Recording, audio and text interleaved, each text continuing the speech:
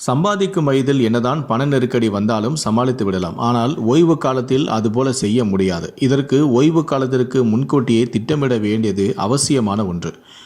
ஓய்வு கால திட்டத்தில் மிக முக்கியமான ஒன்றாக நேஷனல் பென்ஷன் சிஸ்டம் இருக்கிறது.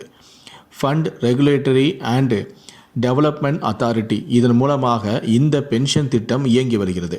நேஷனல் பென்ஷன் சிஸ்டம் திட்டத்தில் முதலீடு செய்வதன் மூலமாக ஒவ்வொரு மாதமும் 50,000 ரூபாய் வரை நீங்கள் பென்ஷன் தொகையாக ஓய்வு காலத்திற்கு பிறகு பெறலாம்.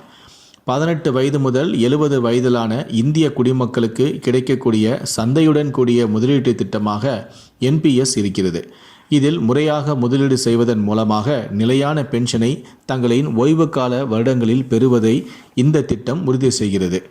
இளைய வயதிலேயே இந்த திட்டத்தை நீங்கள் துவங்கலாம். அதாவது 25 வயதிலேயே ஒருவர் இதில் முதலீடு செய்ய ஆரம்பிக்கும் போது ஓய்வு காலம் வயது 60ஆக இருக்கும். 25 வருடங்களில் முதலீடு செய்ய துவங்கும் போது ரிட்டைர்மெண்ட் வயது 60ஆக இருக்கும். 35 வருடங்கள் முதலீடு செய்யும் கால அளவாக இருக்கும். மாதம் 6,550 ரூபாய் முதலீடு செய்யும் போது வட்டியுடன் மொத்த முதலீடு தொகையானது 2,50,75,245 ரூபாயாக இருக்கும். இதில் ஓய்வு காலத்தின் போது மொத்த தொகையில் 60% உங்களுக்கு கிடைக்கும். அதாவது 1,50,40,45,147 ரூபாயை நீங்கள் பெறலாம்.